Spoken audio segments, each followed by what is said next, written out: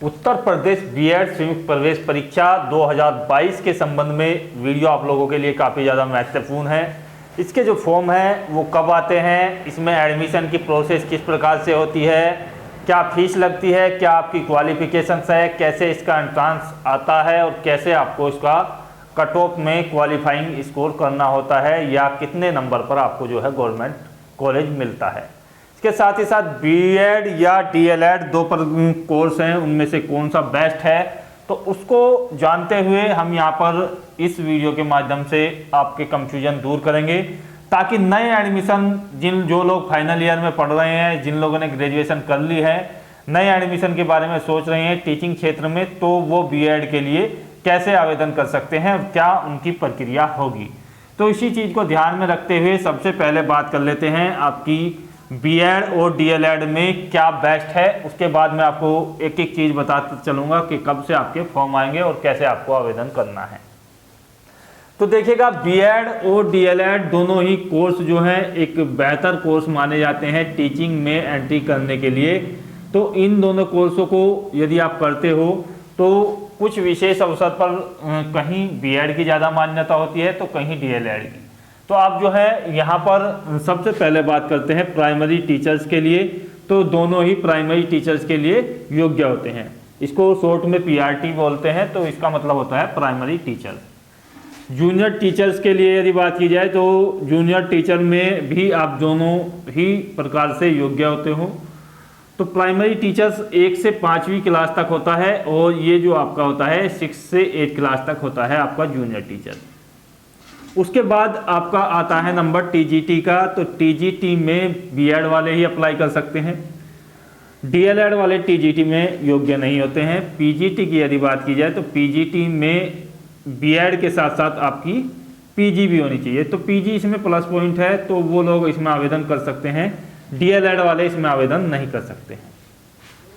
साथ ही साथ आपकी जो रिक्रूटमेंट निकलती है पीसीएस लेवल में, आपकी जो वैकेंसी निकलती है शिक्षा विभाग में, तो वो लोग भी बीएड वाले ही योग्य होते हैं, इसमें डीएलएड की योग्यता नहीं है। तो कहीं ना कहीं आपको दिखाई दे रहा होगा कि जो लाभ हमें ये करने से मिल रहा है वो लाभ हमें बीएड करने से भी मिल रहा है, और प्लस में कुछ अन्य अवसर भी आपके लिए खुले हुए हैं यदि आप बीएड करते हो। तो बेस्ट क्या है, फिलहाल की कंडीशन में बेस्ट जो है वो बीएड है। और काफ़ी लोगों को खतरा ये है कि क्या भविष्य में बीएड को अब प्राइमरी से बाहर कर दिया जाएगा, क्योंकि मोस्टली जो आपकी 60% वैकेंसीज हैं वो प्राइमरी टीचर्स की ही आती हैं। चाहे उसमें पहले जो था डीएलएड वाले ही आवेदन करते थे, जिसकी वजह से डीएलएड में जो नौकरी की संभावना थी वो बड़ी आसान थी। अब जो है बीएड वाले भी इसमें सम्मिलित कर लिए गए हैं, तो दोनों ही प्रकार से योग्य हैं। और बीएड वाले यदि इस कोर्स को बीएड को करते हैं तो वो जो है अन्य अवसरों पर भी लाभ उठा रहे हैं। तो यही कारण है कि डीएलएड में एडमिशन बहुत कम हो रहे हैं और बीएड में एडमिशन की जो योग्यता है वो बढ़ गई है और इसके लिए जो क्रेज है वो काफ़ी ज़्यादा जा चुका है। अब बात कर लेते हैं इसके लिए 2022 में आपको आवेदन कैसे करना है और क्या इसकी प्रक्रिया होती है, कब इसके फॉर्म आते हैं। तो फॉर्म के लिए आप जो है ध्यान से सुनेंगे कि फरवरी के सेकेंड वीक में आपके फॉर्म आते हैं, 10 फरवरी के आसपास। तो फरवरी के सेकेंड वीक में आपके जो है इसके फॉर्म आ जाते हैं यूपी बीएड एंट्रांस एग्जाम्स के। इसमें जो है 16 यूनिवर्सिटियाँ होती हैं, तो कोई सी यूनिवर्सिटी जो अच्छे लेवल की होती है उसको जो है इसका टेंडर दिया जाता है एंट्रांस एग्जाम्स कराने का। मोस्टली जो है इसको जो है लखनऊ यूनिवर्सिटी ही हायर करता है और वो उसके अंडर में ही ये जो एग्ज़ाम्स है वो ज़्यादातर होता है। उससे हालांकि बांदा यूनिवर्सिटी या रोहेलखंड यूनिवर्सिटी या चौधरी चरण सिंह यूनिवर्सिटी भी इस एग्ज़ाम्स को कभी कभी करा देती है, उनको भी ठेका मिल जाता है। क्वालिफिकेशंस की यदि बात की जाए तो उससे पहले मैं इसके बता दूँ इसकी जो फीस है फॉर्म भरने की, फॉर्म की जो फीस है वो आपकी यहाँ पर 1500 रुपये है जनरल कैंडिडेट्स के लिए। ओबीसी कैंडिडेट्स के लिए भी ये आपकी 1500 रुपये ही लगेगी। बाकी एससी या एसटी है तो उनके लिए फ़ीस जो है 750 रुपये लगेगी, सॉरी 1000 रुपये है शायद ये फ़ीस। तो फीस काफ़ी ज़्यादा है इसकी एंट्रांस एग्ज़ाम्स की, तो ये आपको देना होता है। क्वालिफिकेशंस की यदि बात की जाए तो ग्रेजुएशन में कम से कम आपकी जो है 50% होनी चाहिए। ग्रेजुएशन में 50% आपकी होनी चाहिए। तो ही आप इसमें आवेदन कर पाओगे। यदि ग्रेजुएशन में आपकी 50% नहीं है तो पोस्ट ग्रेजुएट में होनी चाहिए आपकी 50%। यदि ग्रेजुएशन में कम भी है और आपने पीजी किया हुआ है तो आप जो है इसके लिए 50% से आवेदन कर सकते हैं। तो दोनों में से कोई सी एक कंडीशन में हो, हालांकि ये योग्यता है ये ग्रेजुएशन से ही आपका कोर्स हो जाता है। तो जिन लोगों ने पीजी नहीं किया हुआ है, 50% है या पीजी में पढ़ रहे हैं, तो वो ग्रेजुएशन से ही फॉर्म डालेंगे। एज की बात की जाए तो एज की इसमें कोई लिमिट नहीं है, आप किसी भी एज तक इसमें जो है अपना फॉर्म भर सकते हो। तो एज की कोई विशेष योग्यता इसमें नहीं रखी गई है। टीचिंग की एक ट्रेनिंग की डिग्री है तो कोई भी इसको कर सकता है। बात की जाए इसके सिलेबस के बारे में तो सिलेबस में देखिएगा आपका जो है 2 पेपर होते हैं, एक होता है आपका पेपर 1 और एक होता है आपका पेपर 2। तो पेपर 2 और पेपर 1 में आपको जो है दोनों अलग अलग पेपर होते हैं, बीच में गैप होता है। तो ये जो पेपर हैं ये आपके 3-3 घंटे के होते हैं। 3 घंटे का आपका फर्स्ट पेपर और 3 घंटे का आपका सेकंड पेपर। 100 प्रश्न आपसे पूछे जाते हैं, 100 क्वेश्चंस आपसे पूछे जाते हैं और 200 अंकों का आपका पेपर होता है। बिल्कुल सेम यही प्रक्रिया आपकी यहाँ पर होती है। 100 अंकों का पेपर होता है और 200 अंकों का आपका ये एग्जाम्स होता है। 100 प्रश्न इसमें पूछे जाते हैं। तो इसमें जो है कुल मिलाकर के 400 अंकों से आपकी जो है कट ऑफ बनती है।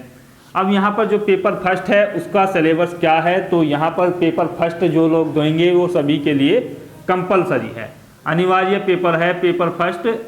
तो इसमें क्या है कि आपसे एक तो लैंग्वेज के क्वेश्चंस आएंगे। लैंग्वेज में आपकी जो भाषा है वो 3 है, हिंदी है, आपकी इंग्लिश है और आपकी जो है उर्दू है। तो तीनों में से कोई सी एक, तीनों में से कोई एक आपको जो है चुननी होगी और इसके लिए आपके जो हैं 50% आएंगे और ये जो 50% हैं ये आपके 100 अंकों के होंगे। 100 अंक इसके लिए निर्धारित है। तो ये होता है आपका कै पार्ट पेपर फर्स्ट का। पेपर फर्स्ट का आपका जो है कै पार्ट होता है और ये जो कै पार्ट है इसमें आपको कोई सी एक लैंग्वेज से 50% चुनने होते हैं। इसमें कै पार्ट आपका आता है जो अनिवार्य है वो है सामान्य अध्ययन। तो सामान्य अध्ययन के जो आपके हैं वो भी 50% आते हैं। तो ये 50% जो है आपको जो है बिल्कुल वही 100 अंकों के आपके होते हैं। तो कुल मिलाकर के 200 अंकों का आपका पेपर फर्स्ट हो गया है और ये आपका इस तरीके से होगा। ये सभी को जो है अपना लैंग्वेज में सेलेक्ट कर करके और ये 50% करने अनिवार्य होते हैं। पेपर 2 की यदि बात की जाए, पेपर 2 में आपसे क्या पूछा जाएगा? पेपर 2 में जो है रीजनिंग के आपके जो हैं 50% आएंगे। ये सभी को जो है करने जरूरी होंगे 50% और ये आपके बिल्कुल वही है कि 100 अंकों के आपके होंगे, ये अनिवार्य है। तीसरा जो पार्ट है आपका वो यहाँ पर कै पार्ट में आपसे ये पूछा जाएगा और कै पार्ट आपका जो है पेपर 2 का उसमें आपसे पूछा जाएगा आपका सब्जेक्ट। सब्जेक्ट में आपको जो है यहाँ पर वर्ग में बांटा जाएगा। वर्ग से मतलब मेरा ये है कि इसमें जो है आपके क्वेश्चन जो होंगे वो विशेष वर्ग से होंगे। जैसे कला वर्ग है और इसमें जो है 4 वर्गों को शामिल किया गया है, कला वर्ग, विज्ञान वर्ग और आपका जो है कॉमर्स वर्ग और इसके बाद जो है आपका यहाँ पर रहता है कृषि वर्ग। तो यहाँ से क्या है कि आपके जो है 50% यहाँ से पूछे जाएंगे और ये भी आपके 100 अंकों के होंगे, जो सा भी आप सेक्शन चुनते हैं ग्रेजुएशन के आधार पर। यदि ग्रेजुएशन में आपके पास कला वर्ग के सब्जेक्ट हैं तो कला वर्ग में आप आएंगे, विज्ञान के साइंस मैथ वगैरह या बायो वगैरह है तो साइंस में आपको करने होंगे।